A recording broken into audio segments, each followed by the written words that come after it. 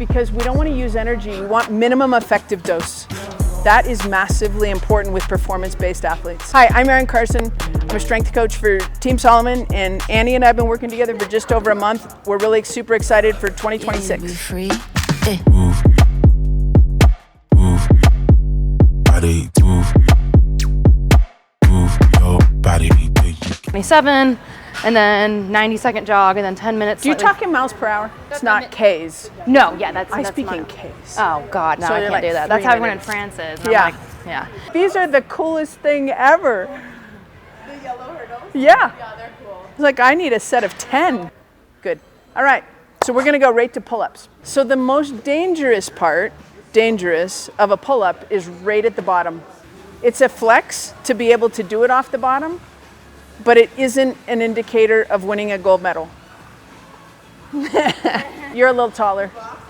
Yep. There you go. Good.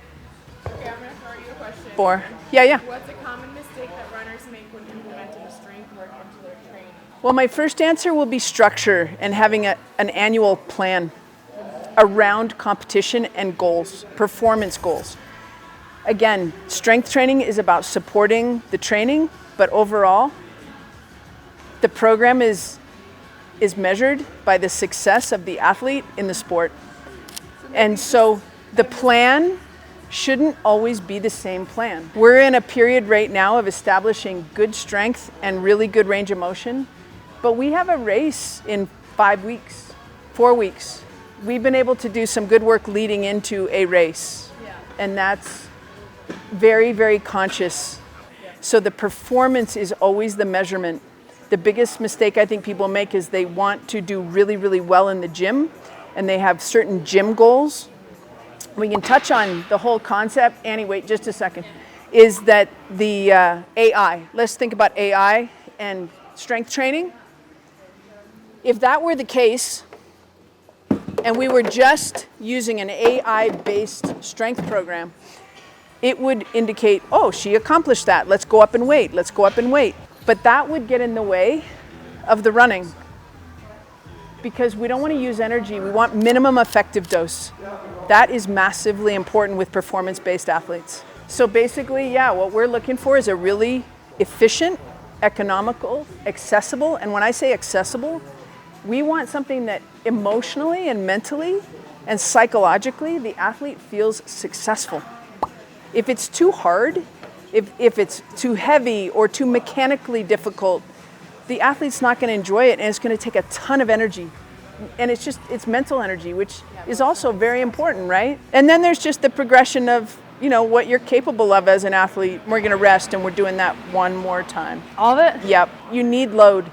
You need heavier stuff. Yeah, she said she's deadlifting 155 the other day. Yeah, we're going to do that today.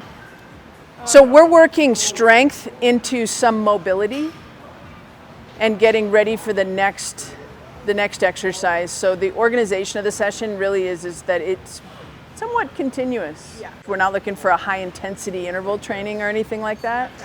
But the session should flow and time should be really efficiently used. I think that there's skill in the gym. And when you're a younger athlete, you can get away with less gym because you will naturally recover well and your tissue is generally pretty healthy. So you're recovering faster. But if you can establish skill in the weight room when you're younger, then as you mature in the sport, and that's what the best part of sport, when you're a wise athlete and you're a strong athlete, like Annie's teaching me about going out easy in a steeplechase or going out hard or in a 10K, like dictating races. Like I don't know anything about that. But having the ability to be flexible athletically, that comes with experience. So we're going to go rear foot elevated. And so now let's just put it on the ground. You get full support. Yep. What I love about Annie is she loves the gym.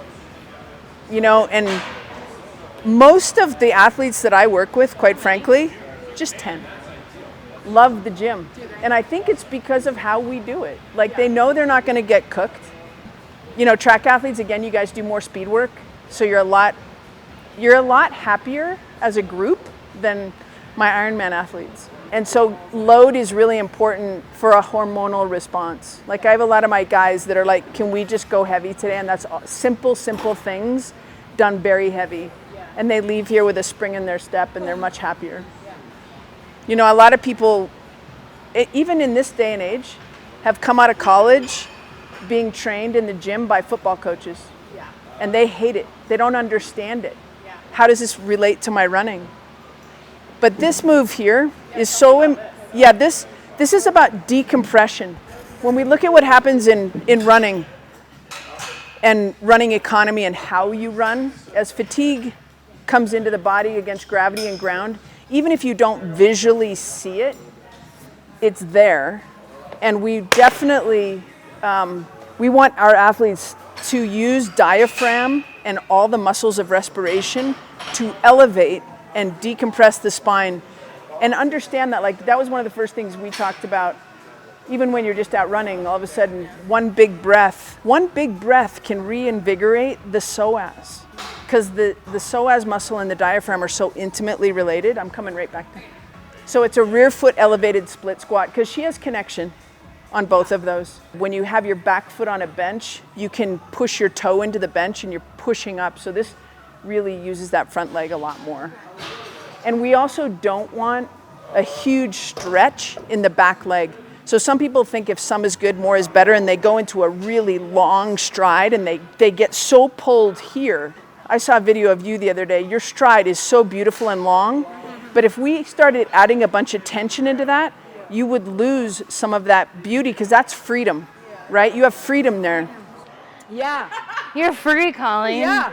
So this is relatively lightweight for her as well. So all we're working here is range of motion and reinforcing a really good, happy range of motion. We've got our single leg proprioception for sure. So there's a lot of foot into the ground here, but Actually, yeah, tell me about I don't load this super heavy. Barefoot, Annie's choice or your choice? Erin's. I'd go barefoot, but it's cold.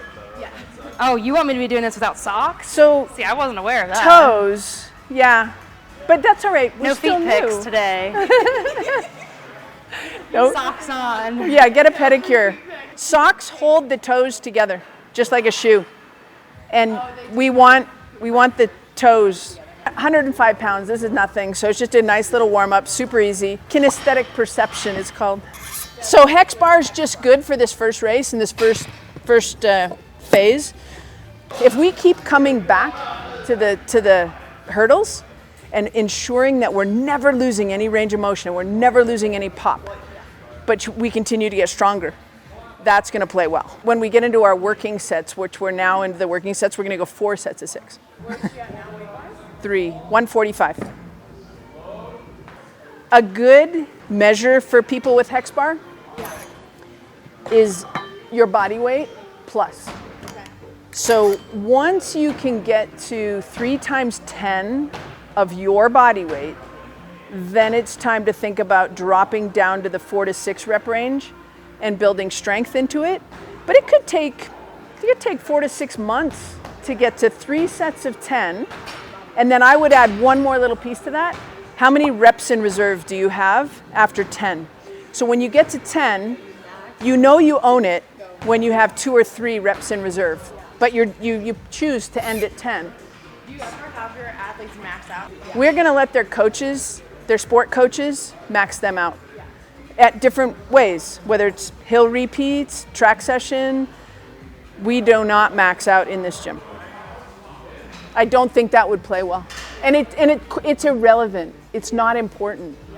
And I think that's the biggest message. Okay, 6, strong, push the earth away. Now we're there. 65. 165. Yep. And she doesn't weigh 165. Done. And then you can sit and rest in between. That's beautiful.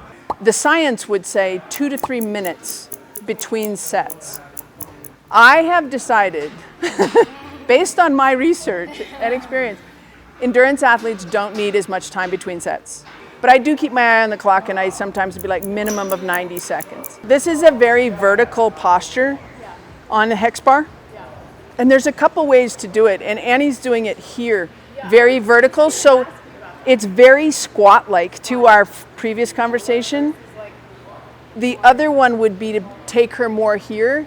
I don't want to go there yet, but both are super valuable. I have never kicked an athlete out of the gym because they're tired. Okay. We've always been able to make good use of our time, like even just down to using support on range of motion. Once we get muscles moving, it's amazing how the brain and the person comes around. I feel like I'm so lucky because when most of the top tier athletes, their coaches live in Germany or France and they're not in person, but I'm really lucky. Like I get to see her eyes when she walks in the gym. High performance people are always eager to either please or achieve. And they don't want, saying I need a break is a hard thing to say. Yeah. So you can see here, she gets a big, nice extension, and she's very anterior and very comfortable and strong in this position. So this next exercise is gonna expose the other side of this, just for a second. I'm gonna grab a mat and I'll be right back. Okay, so here's a mat. Just go ahead and lay on your back, and the knees are just gonna go side to side. So knee toggles, big inhale. So you're there for one big breath. You're there, one big breath, yep. Other side. And this, just wanna pull that back. Yes, that achieved the same thing. Is this more mobility? Oh yeah, this line right here. That's what we're looking for. And then she takes a big breath, expands the rib cage, which gives it even more space.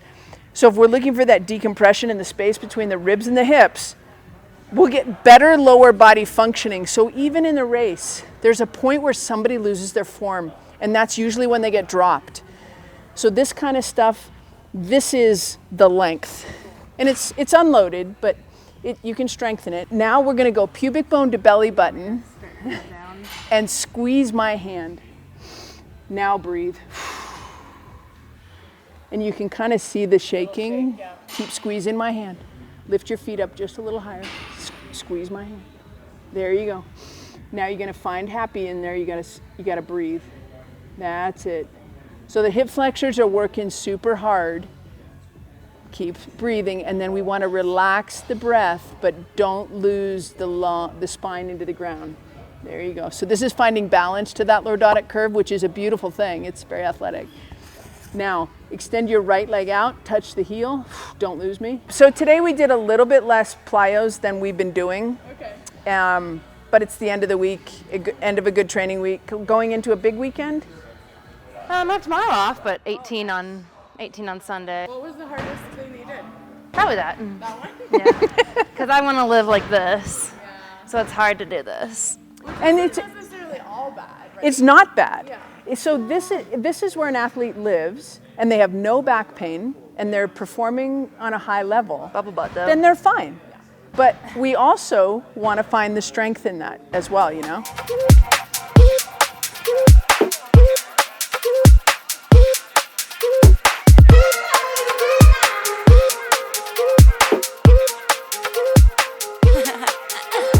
That's where Meridia came in, because it was like, I want the sense of community, just to bounce ideas off of, just to have fun with, hang out with.